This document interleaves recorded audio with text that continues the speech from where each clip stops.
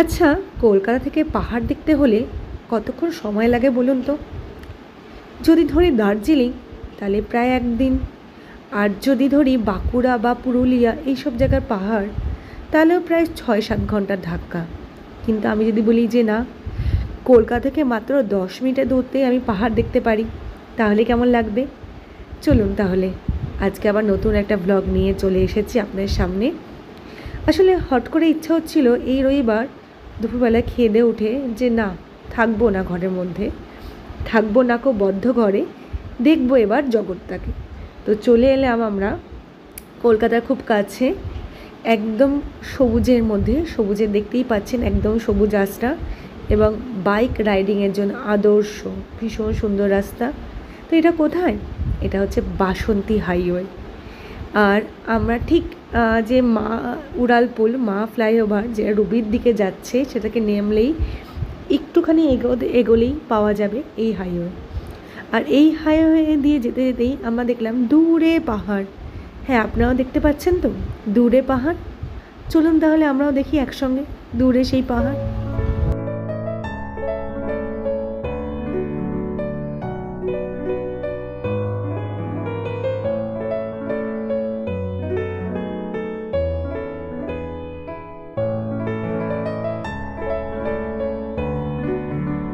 সপ্তাহে 6.5 দিন এই সংসারের পিছনে দেওয়ার পর ওই রোববারে বিকেলটুকু না আর ঘরে থাকতে ইচ্ছা করে না, মনে হয় যে বেরোই।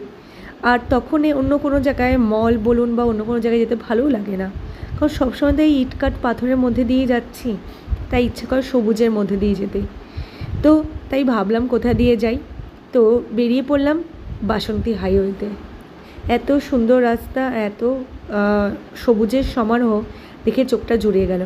আর দূরে পাহাড়টা দেখতে পেলাম, এটাও একটা প্লাস পয়েন্ট। পাশ দিয়ে আবার একটা নদীও, থুড়ি একটা খালও বয়ে যাচ্ছে, মানে পাহাড় নদী দুটোই দেখতে পেলাম। উপরে আকাশ এবং নিচে এত সবুজ, মনটা যেন ভরে গেল। আচ্ছা, এই যে আমি এতক্ষণ ধরে পাহাড় পাহাড় বলছি, ব্যাপারটা কি? ব্যাপারটা আর কিছুই নয়, এই যে একটা উঁচু পাহাড়ের মতো হয়ে আছে, এটা কিন্তু আসলে ধাপার মাঠ। হ্যাঁ, একদম।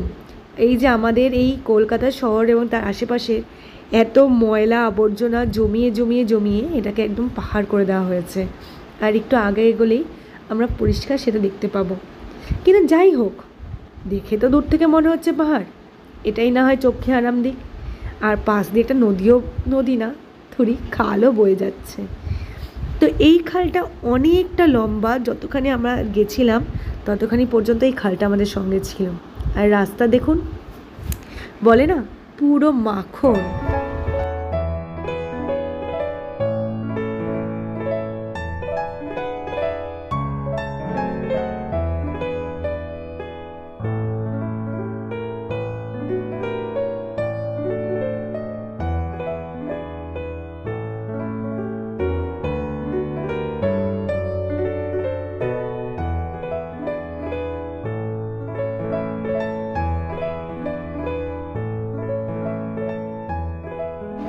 এই বাসন্তী হাইওয়েতে আসার একটা কারণ ছিল, কারণ আমার প্রথম যে স্কুলটা ছিল সেটা ছিল হাসনাবাদে।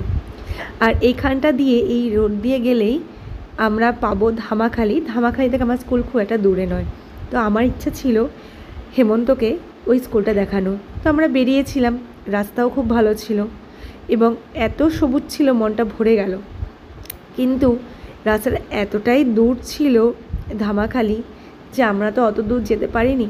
কিন্তু কোনো একদিন তো অবশ্যই যাব, তখন আপনাদেরকেও আমার স্কুলটা কিন্তু দেখাবো। এই রাস্তা সোজা চলে যাচ্ছে ঘটকপুকুর হয়ে মালঞ্চ। আর মালঞ্চ মানেই আমার স্কুলের কাছাকাছি। যদিও আমি এই রাস্তা দিয়ে কোনো দিন আসিনি, আমি চিরকাল গেছি হাসনাবাদ রুট হয়ে, ভ্যাবলায় নামতাম, তারপরে তো অনেক গল্প। কোনোদিন ইচ্ছে আছে যদি সুযোগ হয় ওই স্কুলটাকে একবার এই ব্লগের মধ্যে দিয়ে আপনাদেরকে দেখাবো, যে না, কোনো জার্নি খুব একটা সুখকর নয়, সব কিছুর মধ্যে দিয়ে একটা স্ট্রাগল লুকিয়ে থাকে। আর স্ট্রাগল কিন্তু এই জীবনে কম হলো না।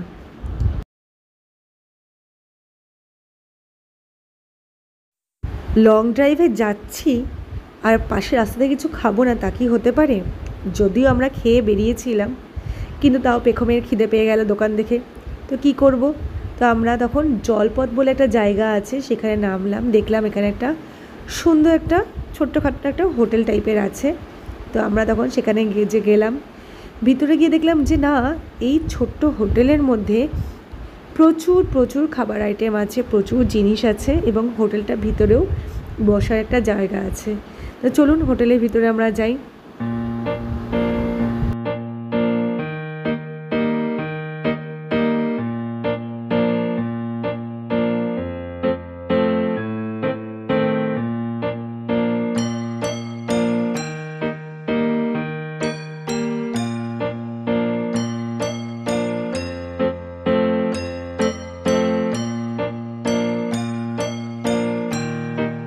যে দিদিরা বসে আছেন, এই দিদিরা আসলে এই হোটেলে কাজ করেন।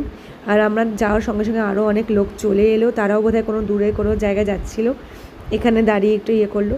তো আমরাও সবাই মিলে বসলাম, বসে কিছু খেলাম। আমরা বেশি কিছু খাইনি, জাস্ট একটা মাজা আর একটা কিটক্যাট খেয়েছি। আর এদের রান্নাঘরটা অপূর্ব সুন্দর, পুরো মাটির উনুনে রান্না করা হয়। তবে এদের নতুনত্ব ব্যবস্থাও আছে, যে মাইক্রোওয়েভ আছে, ফ্রিজ আছে, এভরিথিং আছে, এখানে চপ টপও পাওয়া যায়। যাই হোক, খাওয়া হয়ে গেল, ঘোরা হয়ে গেল, এবার আমাদের বাড়ি ফেরার পালা। একটা সুন্দর বিকেলের স্মৃতি নিয়ে আবার আমরা বাড়ি ফিরলাম। আমাদের এই ছোট্ট একটু ভিডিও যদি ভালো লেগে থাকে তাহলে অবশ্যই একটু কমেন্ট করে জানাবেন। আপনাদেরকে অনেক অনেক ভালোবাসা, আমাদেরকে একটু সাপোর্ট দেওয়ার জন্য থ্যাংক ইউ সো মাচ। আবার দেখা হবে নেক্সট ব্লগে, ততক্ষণ পর্যন্ত টাটা, বাই বাই। আর আপনারা দেখতে থাকুন এই সুন্দর জার্নিটা।